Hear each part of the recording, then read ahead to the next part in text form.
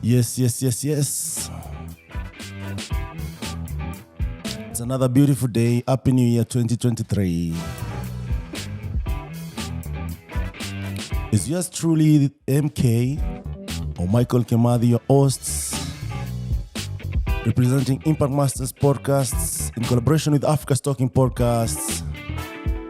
And today we have a special guest. You know, every time we cover tech ecosystem in Africa and we bring you the shakers and movers in tech. And today we have an interesting guest. A guy who has shaped tech ecosystem for the past decades. He has done a lot, but he's the guy behind the scene. I'll tell you why, and even in this discussion, you'll understand why. One and only, the man himself. They call him Prof for a reason. Today we have Anthony Nandaa of Beyond Prof Nandaa. How are you, Prof? Good. You good? Asante sana. Karibu sana. I don't think I'm a mover and shaker. Maybe I'm just a shaker. Okay. When you hype sana, like... No. Chief. You're one of the guys we started with back in the days. It looks like yesterday, but it's been a while. But before we go to the details and everything, we like to know. You cannot tell a story of an African man without knowing who he is, and we would like us you to tell us who you are. Who I am. Yes. Wow. Now when you go to who you are. I remember Ted. You know Ted. Yes. Ted of AT. He really like talking about like identity. I met him and he was really Teddy Warrior. Yeah, warrior himself. So I think right now I can describe myself as, of course, an African man. Not in that sense of African men we do this and that. But I'm an African. Yes. And actually I'm a Pan-Africanist in terms of I really believe in not just our countries, because those countries were just virtual demarcations from the colonial rule. Just on the table, and they decide, okay, this line here is Kenya. And actually, if you look at my story, you realize that I'm a victim of that cutting, because actually my roots are in Uganda now. If you were to say about countries. There's this thing they call ancestral roots. It's so popular in America. So you find someone tracing back decades. So how are you able to trace that to Uganda? No, so my dad knows our history. Okay. And it's not really a long history. So, but the thing is, I come from Western Kenya, but because of this colonial stuff is the line. So normally it would just be a region, the whole region of Mount Kenya, that region up to getting to Uganda. But because of the colonial, they'll cut it. So actually it's not really far. My roots are like great grandfather is the one who came from Uganda. Okay. So great grandfather came with my grandfather. With my grandfather as a kid. So they just moved a little bit and then they happened to be on this side of Kenya. Yeah. They just moved to come see some of their relatives on the other side. So they come from an area called Mbale in Uganda. That should be Eastern Uganda. Eastern Uganda. Yeah. So originally you're from Eastern Uganda. So and even when you see someone called Nandaa, mostly in Kenya, if there must be my brother.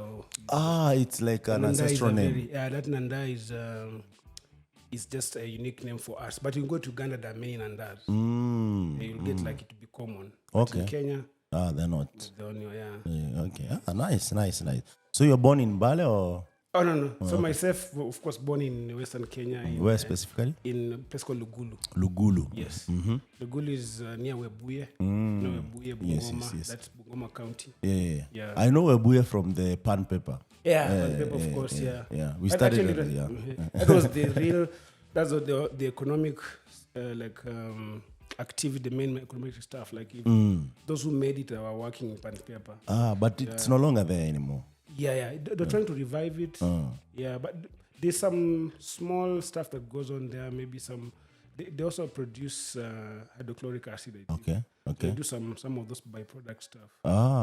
So where do they get these the chemicals to do all this? Is it? The hydrochloric, I think, was because of when they're bleaching the papers and everything. I think the byproducts they use it to do some to build some. I see. Some other chemicals. So nothing goes to waste. Yeah, I know they do waste stuff sometimes. Okay. So So born. Should I say my age? No, it's okay if you want. If you don't want to say that, so I left people to guess my age from the chronological account. So born, raised in the village in Lugulu. Actually, most of my early life I spent just in one place. Okay, that is Lugulu. Yeah, Lugulu. And if I ever visited somewhere, I would go like to my aunt's place somewhere called Kwanza in Trans-Nzoia. Yeah. That's the only place. That was my trips. Never to Nairobi. And it is not far away from Lugulu. How far is it? It's close, but in the olden days, the roads were really bad. Okay. But you're talking of maybe 150 kilometers. 150 kilometers. Best or 100. Okay. So it's like a 2-hour journey. Yeah, but long time. Long time you used to take maybe a day or something. because the road. The roads were bad. So born there, and I was just in the village, just chilling and just being a village boy. So I went to school, just in my village school there, called Lugulu Boarding Primary School. But also that school was a bit like a national school, sort of. Which one? It's a primary school, but sort of national because many people are from various places. So I was school with all ethnicities. Which school was this? Lugulu Boarding. Boarding. So our home actually is not. It's just behind the school. Yeah. But you boarded? No. I was the schooling until the 8th year. Okay. Well, because of those remedials and tuitions. Oh, okay. So you better be in the school. So it's easier to. Yeah. So I only boarded in class 8. Then, of course, went to Friends School Kamsinga. No, wait a minute. How was that experience in Lugulu Boarding, right? What are those memories that you remember, or those experience? Mostly, I think, of course, myself, I think I just remember, I was more of a bookworm. Yeah, so we just those people. You used to study a lot. Yeah. Did you used to dip your feet on the cold? Yeah, we did that. Yeah. You do? Yeah. Okay. Yeah. Okay. I don't know if like at night so that you just keep awake. Yeah. But in high school I'll give a story about high school. We'll get there. Let's hear the primary school one. Yeah. So at primary school you are dipping your feet in cold water. Yeah, maybe class 7 there. Why? Like revision, just to get that time. And even until now, our education system is still about regurgitation. I don't like it, like where you just have to cram. It's not about like challenging your intellect and all that. If it was all about that, I think people will just be going into an exam without even preparing because you're just you. It's you. You represent who you are. Yeah. You just go and do. But now you have to really prepare, remember. But I really like the fact that ChatGPT is going and all these technologies are going out to change. The way people we teach, and I like that disruption. So you have to now get better there. Yeah. And this is tech anyway, so we'll discuss more like how tech is changing, all these experiences. So, did you guys get whipped for some reason? Of course. Okay. Yeah, there used to be another thing called slaughterhouse. Slaughterhouse? Yes. So slaughter. What happens in slaughterhouse is this like an event, like it happens especially for I think class 7 and 8. I think 8, where now. It's about, even if you had 95%, you've dropped from maybe you had 98 previously. For one subject or for everything? Not for even every subject. Minisco is below what you had. Yeah, so any dropping, so people will be lined up and the teachers will have cans. Each teacher? Yes. So just like on a row. There's a slaughterhouse. Did you frequent there?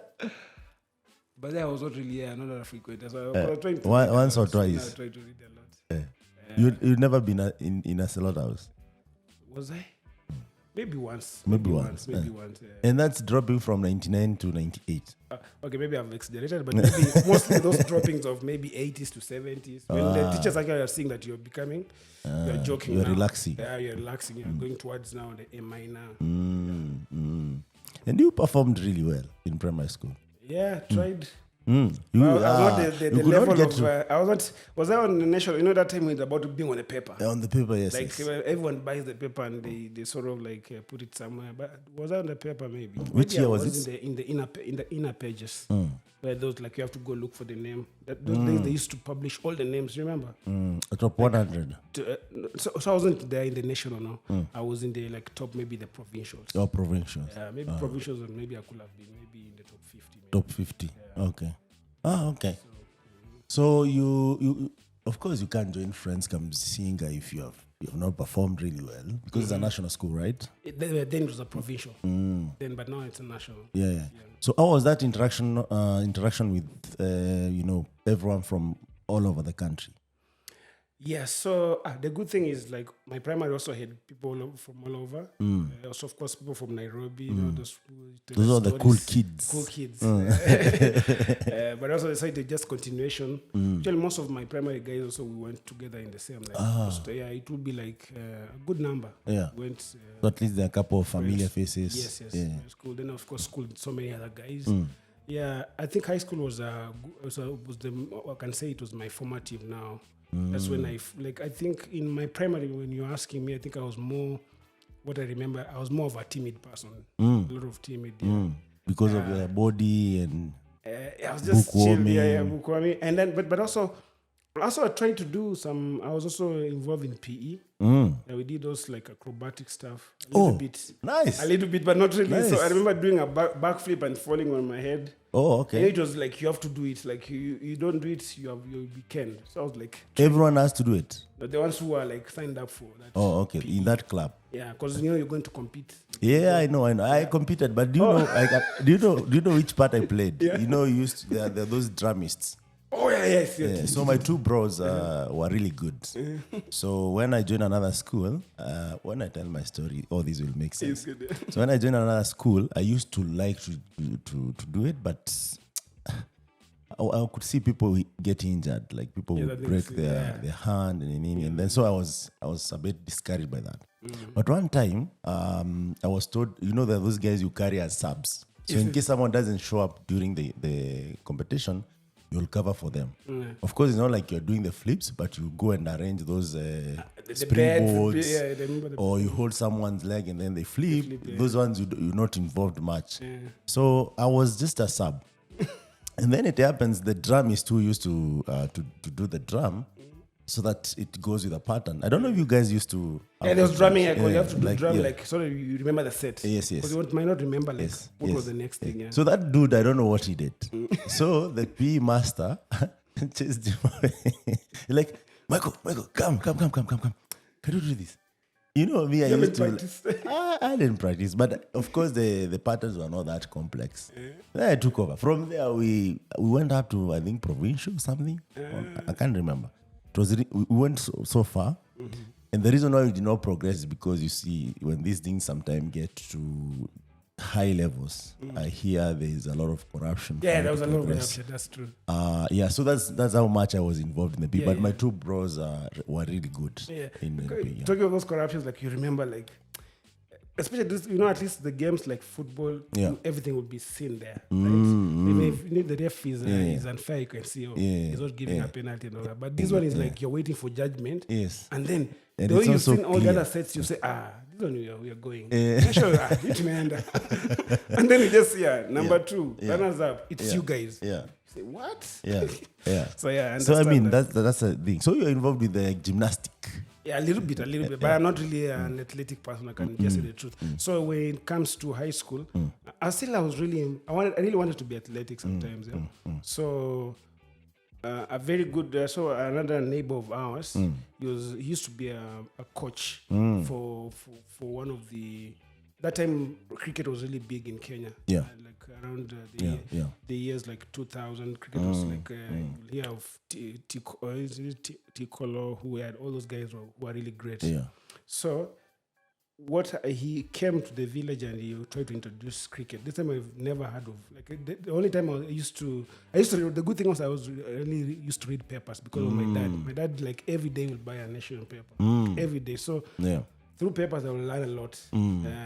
So I knew what cricket was, and then he introduced us to play a little bit of cricket. So I played a bit of that during that transition when you're going to Form 1.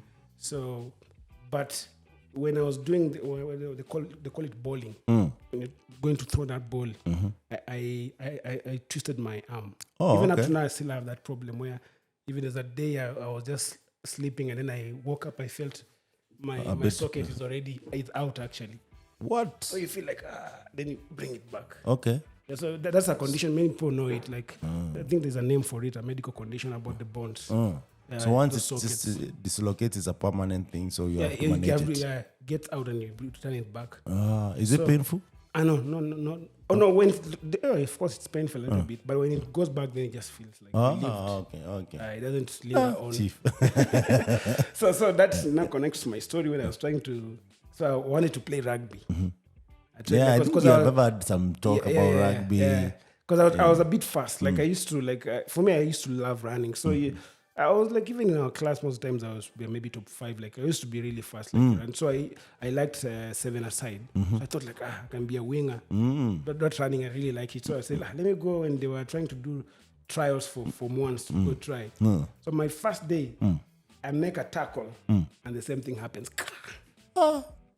So that was my end. About like games. This is not me. Yeah, this is not me. So that was my end of doing games. So some people, I tell people I used to play spoon tennis. What is that?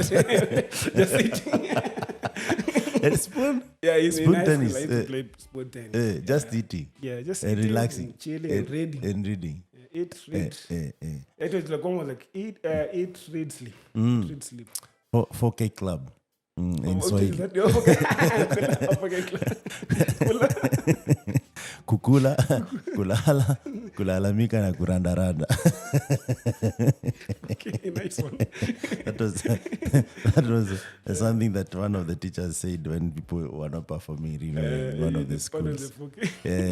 But also there was 4K club for agriculture, if you remember. Oh yeah. 4K club. Kenya It was. I don't know why it disappeared too, but it was really big because even Karo was part of. Like if the guys are doing this, they can visit those places and learn more. But I don't know how it faded out to. I don't know where it is right now. So you're in high school. Did you get monolized or? I know high school was really like discipline was paramount. I know like no monolization. Anything like monolization, even just a whiff, you'll get an expulsion. Because our principal was really tough. So basically the years back, it was just about being tough principles. Like discipline was really high. So previously, our history is if some people who went to, you remember people say I went to Alliance. So guys who went to Alliance, they know someone called Sodi or Mr. Hayamba. So Mr. Hayamba was the previous principal before going to Alliance, and he had instilled that discipline. And when it came in, now we had Mr. Nabukwesi, who is actually now is ambassador. He was ambassador, so we still, I think, once you're an ambassador, you're referred to as ambassador forever. Yes. So Ambassador Nabukwesi was really like discipline was high. Like you learned, so everyone felt like you're just safe. You're good. Yeah. So it was a safe space to really learn. It was awesome. Yeah, it was awesome. And then again, some respect. When I was in Form 1. There's a time I scored 100%. Everything. Maths. Oh, okay. 100% in maths. Maths was my thing. I will not be surprised. Maths was my thing. English, no. Even you might tell from this interview. I might give some grammatical stuff here. Yeah. But maths was my stuff. So scored 100. And I know there's a way our principal will hype it until you feel like you're the best chief in the world. Himself. He said like last time someone scored 100 was 1996. You're like, I am the guy. This is in Form 1. But then we noticed that every time we used this like game, then everyone used to be told like that. but it was after a very long time also, yeah. So but then after that, people actually broke my record. Like, but the next year, someone also got another 100. Is it in Form 1? Form 1, Form 1, of course, yeah, because that time I'll be damned if it was like Form 3, Form 4. Though we had a guy like that in, I think in high school, in Form 3, like he had covered everything. This is a guy like using an example how our government or education system doesn't really maximize on the talent that we have. Yes. It might show maybe from chemistry or math, but you see that can translate to many solutions across the spectrum. So this guy used to understand math, like real. He didn't struggle. Like you could see math. I think he used to dream in numbers or something because for him it was really, really easy.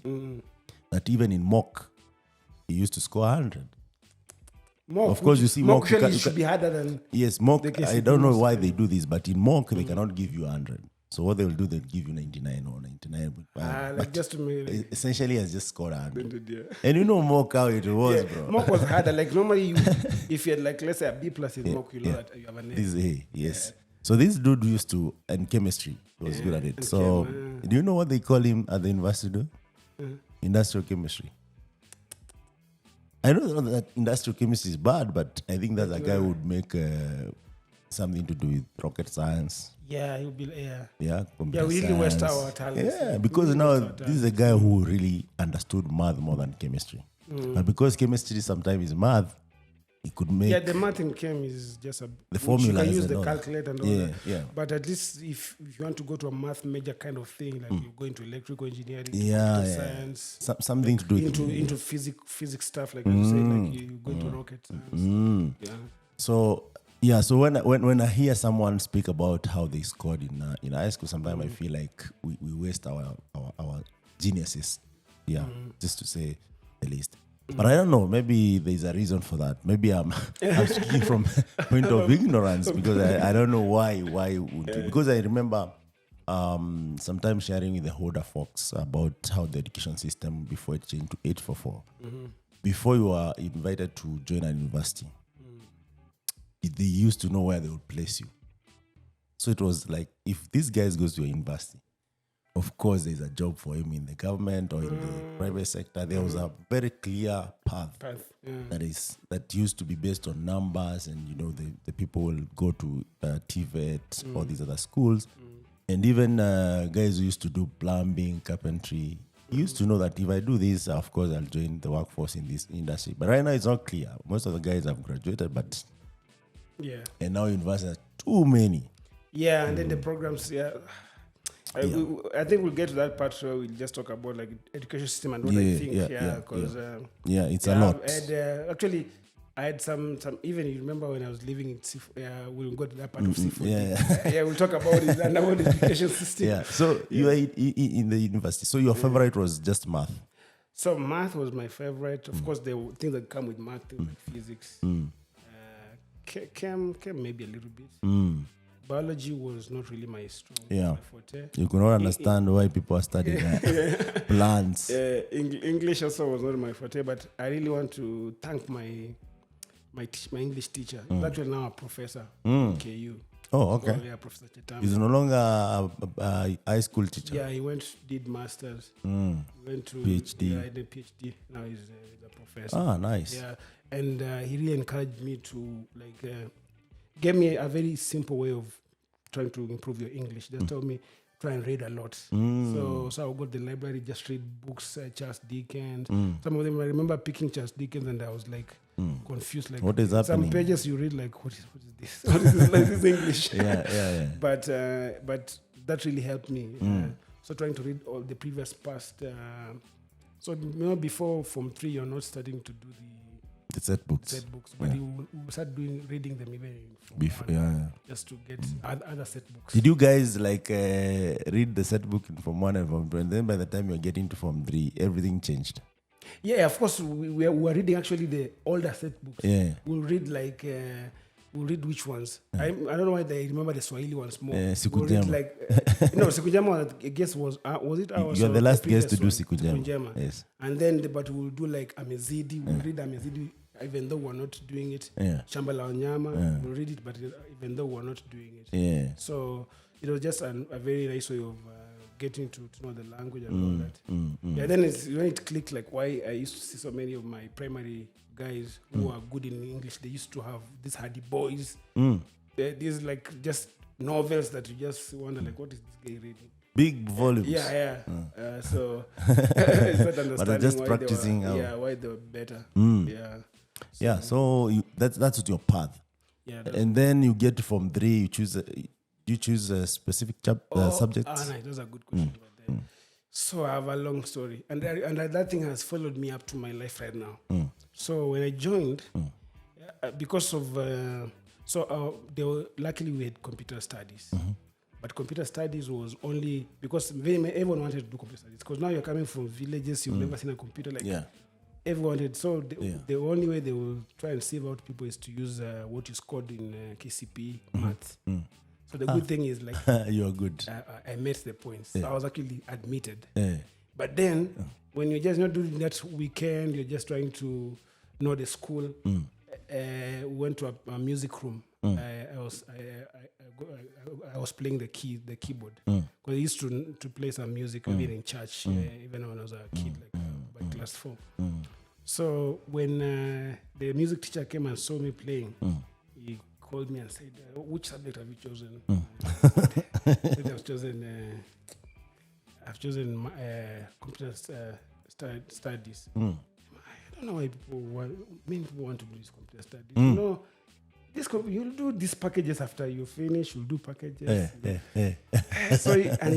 But what made how he convinced me, he used the Bible. Said, you remember the parable of the talents? The person who buried his talent. You know, don't bury your talent. I tell you have a music talent, and you should be playing keyboard more and more. Do music. Come and do music. So he convinced me. I went to they used to call them career masters. I went to career master. I told him, I want to move from computer studies to music. He said, that's good. You know, many people are coming here, they're crying, they want to do computer studies. So you create an opportunity. It's good at you. For others. And even you're telling me, like, people should emulate me, like, this is the computer studies, you can always do it after. Don't worry. So I was convinced, I moved. But now fast forward 1 year down the line, I met some guys who are doing computer studies. Some of them actually were my friends who were in the same high school, primary school. And I see the stuff they're learning, man. You're fascinated by what they're learning. I'm missing this. And then I go home. There are some of my neighbors who were in campus that time. Yeah. They were doing, one of them was doing telecom engineering. So they were doing engineering stuff, and they had computers at home. That's the first time now I'm using a computer. Remember in school I never did computer studies, so I never accessed the computer. But now at home, this is during holidays? Yeah. So they're called actually the Mukwas. Even there's a blog post I wrote about just thanking the guys who have been instrumental in my life, and I'll maybe give that link. Yeah, and attach it. Please, if you have it. Yeah, the people who have really like helped me like just throughout the way. So these guys were really kind to me. I used to go like there almost every day, every afternoon too. I'll check in. That time I'll just be learning how to type first. Type master. You're fast typer yourself. Yeah. So that's actually so when I went to when in campus, people used to wonder like, what are you like, how are you typing without looking at the keyboard? It was like so easy for me. So typing master, and then this guy, one of the guys called Max. Max one day he just showed me a bit of C++. That time I don't know what is this. He said hash include what. So that like right now I can talk about it, but that time I wouldn't know. Yeah. But everything was just what is happening. Everything was just like, wow, this is fun. This is fun. So I decided that when I was now going to Form 2, I have to change back to go back to computer studies. But I was wondering, how do I convince? So I talked to my dad, man. She come with me. You talk to the teacher. But he didn't at that time. I think he didn't make it because of some commitments. But he wrote a letter. A letter to the teacher. Principal. to the deputy. So he read the say. He said, no, cannot happen. This cannot happen. You just wait. If you don't like music, don't worry. You drop it in term 2. Yeah. Don't worry. Just wait. Yeah. Hey, I said, and why do you think the reason why they discourage people? Did they not have enough teachers, or?